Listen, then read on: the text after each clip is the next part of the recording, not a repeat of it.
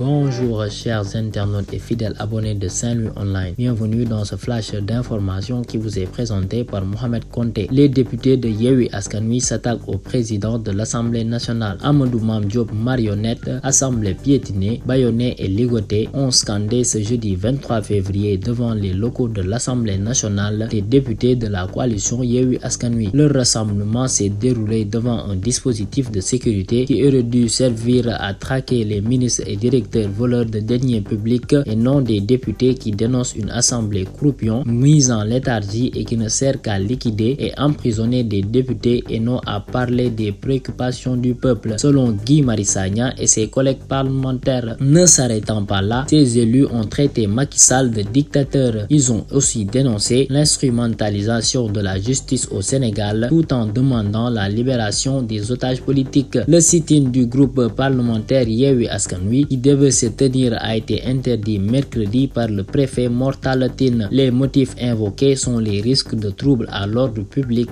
l'entrave au fonctionnement normal d'un service public et l'entrave à la libre circulation des personnes et des biens. Dans le cadre de la lutte contre la délinquance et la criminalité, la police nationale multiplie les efforts pour assurer la sécurité des personnes et de leurs biens. C'est dans cette perspective qu'une nouvelle vaste opération de sécurisation a été déroulée dans la nuit du mercredi 22 au jeudi 23 février sur l'étendue du territoire national. Au cours de cette mission supervisée par la direction de la sécurité publique, près de 700 limiers en tenue et en civil ont été déployés sur le terrain de 21h à 5h. À l'issue de cette opération de sécurisation, les éléments des commissariats et des postes de police du Sénégal ont interpellé 343 individus, dont 248 pour vérification d'identité, 61 pour ivresse publique et manifeste, 13 pour nécessité d'enquête, 2 pour détention et trafic de chanvre indien, 6 pour détention et usage de chanvre indien, 3 pour détention de chanvre indien, 1 pour offre et cession de chanvre indien, 1 pour coups et blessures volontaires, 1 pour flagrant délit de vol, 2 pour racolage, 1 pour abus de confiance. Dans la même nuit, 1 kg de chanvre indien a été saisi lors de cette descente policière. Pour avoir volé une invention, la Sonatel condamnée à payer 1,1 milliard. Le tribunal du commerce a condamné la Sonatel à payer 1,1 milliard de francs CFA à la société d'ingénierie Interface SAS. D'après Libération qui donne l'information, les 500 millions sont à titre du préjudice et les 600 millions pour le manque à gagner et pour toute cause de préjudice confondue. Et ce n'est pas tout. Le juge demande à la société de téléphonie d'arrêter l'exploitation de My Business Wi-Fi sous astreinte de 100 000 francs CFA par retard le jour. Il lui demande en plus de publier sa décision dans les journaux en précisant que chaque jour de retard lui coûtera aussi 100 000 francs CFA. Par ailleurs, la Sonatel a été déboutée de sa demande en annulation du brevet d'invention de Maguette Sylla, PDG de Interface SAS. Comment en est-on arrivé là? D'après Libération, Maguette Sylla reproche à la Sonatel une violation de la propriété intellectuelle. Lors d'une conférence de presse, il avait révélé avoir développé un procédé intitulé Bind Day et l'avait présenté à la société de téléphonie. Les deux parties signent alors un accord de confidentialité, mais Maguette Sylla sera surpris de voir plus tard que le géant des télécommunications avait volé son invention en la copiant alors que celle-ci est sous brevet depuis le 14 décembre 2017. Le tribunal du commerce vient de le rétablir dans ses droits. Voilà, c'était tout pour ce flash. Restez connectés au programme de Saint-Louis Online. Continuez à liker et à vous abonner. D'ici là,